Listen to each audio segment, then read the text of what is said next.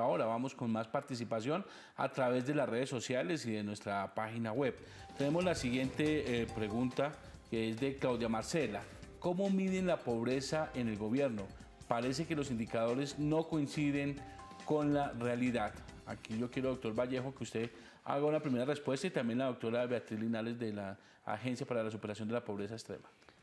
Claudia, hay dos formas, digamos una forma tradicional de medir la pobreza, que es la pobreza monetaria. Esto es el dinero que tiene la gente para comprar una canasta básica de elementos para alimentarse.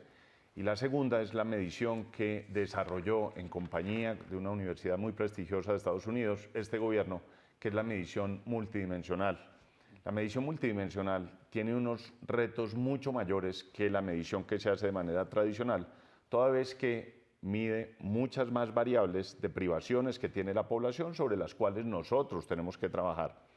Y obviamente en un país como el nuestro, pues haber logrado lo que se ha logrado hasta ahora, que es tener casi 4 millones menos de colombianos en situación de pobreza, de estos 2,5 de pobreza y 1.300.000 de pobreza extrema, pues es un gran avance, pero todavía nos queda un camino muy largo por recorrer. Así es que la forma como medimos de manera multidimensional la pobreza nos permite trabajar sobre aquellas variables que permiten que estas personas, esta población, salga de la pobreza. Pero gratamente estamos acá con Beatriz Linares, que es la directora de la ANSPE, y ella es quien está en general en el territorio con toda su gente, así es que yo le doy la palabra a Beatriz. Gracias, Gabriel. Es importante también decir que hay dos tipos de mediciones. Una medición que se hace desde lo macro, que lo hace el DANE, y otra que se hace desde lo micro, donde están justamente las entidades del sector de la inclusión social y la reconciliación. Vale decir que el 30% de la población colombiana está calificada en condición de pobreza. De ese 30, el 9.4% se considera en condición de pobreza extrema.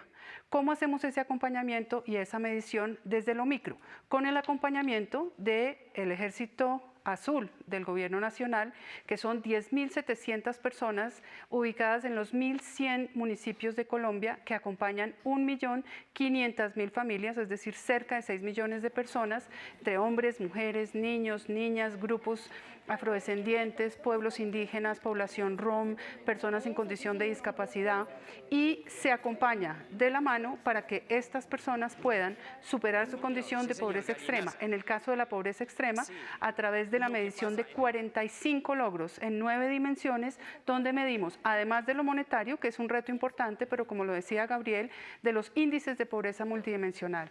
Un ejemplo, si hay un niño o una niña por fuera del sistema educativo, esa familia, así tenga ingresos, va a seguir siendo pobre, porque la pobreza no es solamente el ingreso económico. Esa es la gran virtud de la creación de este sistema, de este sector de la inclusión social, donde más allá de entregar recursos monetarios o económicos a las familias, les estamos entregando todo un acompañamiento social, pero adicionalmente la oferta que traducida en derechos garantiza que esas personas en su integridad puedan superar la condición de pobreza extrema.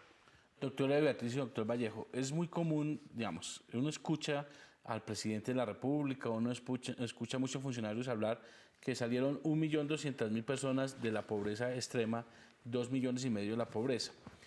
Solo a manera de ejemplo, doctora Beatriz, cuando se da una cifra de eso, ¿qué le pasó a una familia para haber salido de la pobreza extrema y haber subido pues, a niveles de pobreza? ¿Qué pasó con esa familia? ¿Por qué sale de la pobreza extrema? ¿Cómo lo puede uno explicar a manera de ejemplo?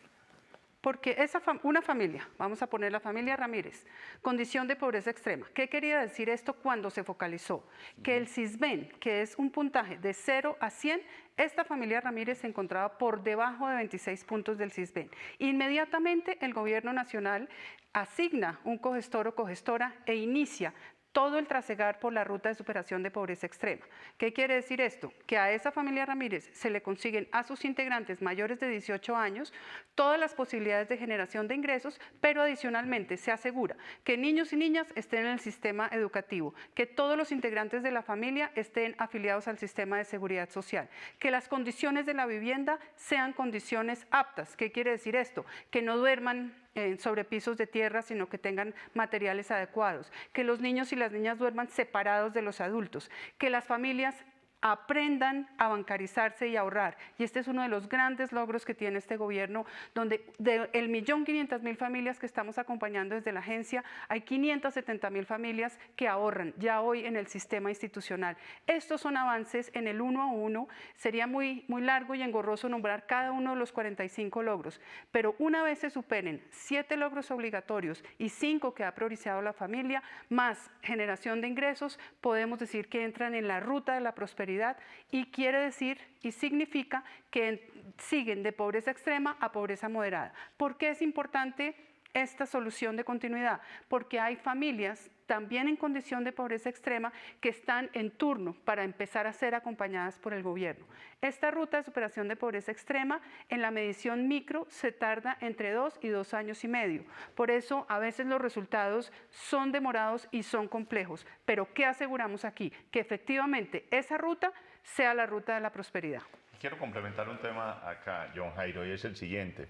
Lo que es muy importante es entender que la creación del sector de la inclusión social implica que estamos totalmente organizados para que cuando el proceso que desarrolla la ANSPE, la persona, la familia va saliendo de la pobreza, inmediatamente el DPS, a través de sus programas sociales, tanto con la gente de la ANSPE, con la unidad de víctimas, articulamos para que estas personas puedan desarrollar estrategias que les permitan generar ingresos a mediano y largo plazo en distintos programas. En el caso de los jóvenes, el programa de Jóvenes en Acción; en el caso de las madres, Más Familias en Acción; en el caso de ingresos para la prosperidad. Es decir, estamos articulando los programas no solo para que la gente salga y se disminuya la pobreza, sino y sobre todo cómo contribuimos a que esta gente sea próspera a futuro.